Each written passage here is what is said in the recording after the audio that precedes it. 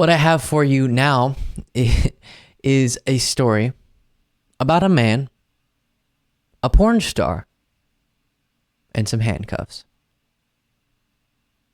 Donald Trump reportedly wants to be handcuffed if he indeed is indicted soon, as we are expecting, in regard to the Stormy Daniels hush money payment. So that's that. Let's look at this reporting and we'll look at more information on it. I tried, okay? We're just out here trying to have a good time. Donald Trump has told advisors that he wants to be handcuffed when he makes an appearance in court if he is indicted by a Manhattan grand jury for his role in paying hush money to the adult film star Stormy Daniels. Multiple sources close to the former president have said Trump has reasoned that since he would need to go to the courthouse and surrender himself to authorities for fingerprinting and a mugshot anyway, the sources said he may as well turn everything into a spectacle. Trump's increasing insistence that he wants to be handcuffed behind his back for a perp walk appears to come from various motivations, including that he wants to project defiance in the face of what he sees as an unfair prosecution and that it would galvanize his base for his 2024 presidential campaign. But above all, people close to Trump said he was deeply anxious that any special arrangements, such as making his first court appearance by video link or skulking into the courthouse, would make him look weak or like a loser.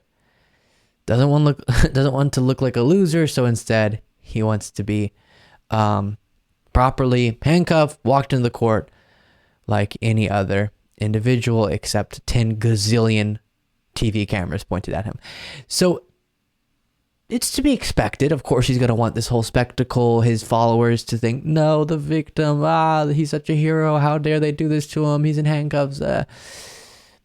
So I get that, and I get that's what he wants, but still, I love the idea of him actually being perp walked. So we'll see if it happens. Other bit of information on the Stormy Daniels hush money payment case. One of the Guardian reporters appeared on MSNBC and explained that actually what Trump could be charged with may not be what was previously expected, at least in part, and that behind the scenes is apparently terrifying Trump's team because they felt like they had a good defense for the falsifying business records and campaign finance law combination of charges situation, but what you'll see outlined here is something they're more nervous about. Their understanding of this case has shifted. You know, we started off talking about campaign finance violations and whether that could be tied to falsifying business records. Now they think actually maybe the case is going to end up as a tax fraud issue because Trump never paid tax on the $130,000 that went to Stormy Daniels. And now they're actually starting to freak out a little bit. And I spoke to a couple of Trump lawyers who are kind of connected to the case yesterday.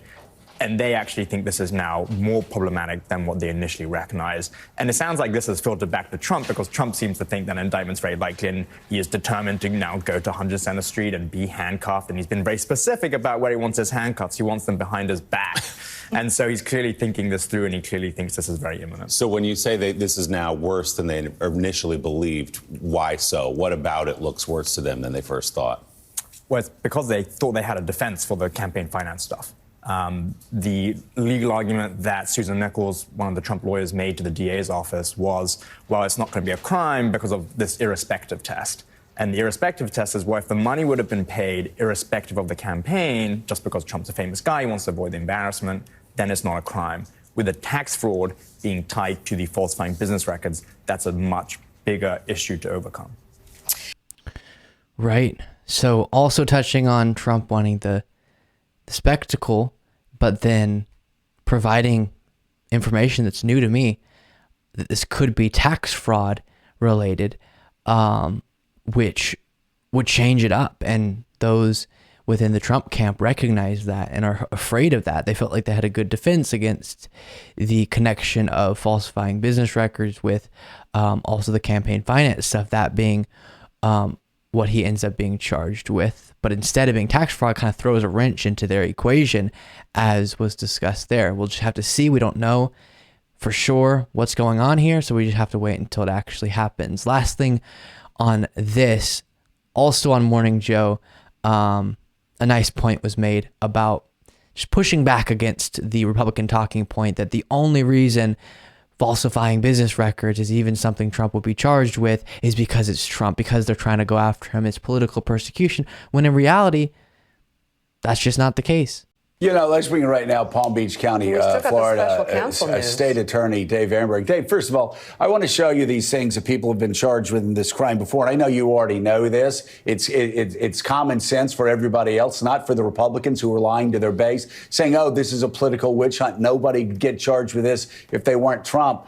A married couple filed a false house insurance claim for a couple of $1,000. A couple of $1,000, and they were charged with this felony. A woman tried to return items to Lord & Taylor that she didn't actually purchase and got store credit. Not Trump. Found out, not Trump, for a couple of $1,000. And what happens? She gets charged with this crime. A teacher used a fake COVID-19 vaccine card to try to get off of work one day. She was charged with this crime. We know Trump was vaccinated, and yet here so you that's have not Donald. him. And then they continue with the point. But yeah, so really it's the Republicans who have to explain why, number one, all of a sudden they're not in favor of law and order.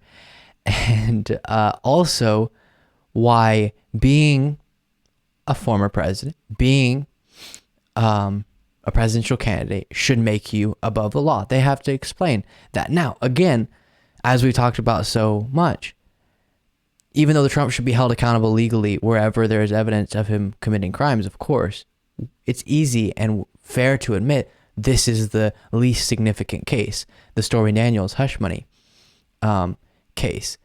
And it is so much more important that he's held accountable for attempting to overturn the Democratic election in 2020. We're watching very closely the case in Georgia that's been heating up.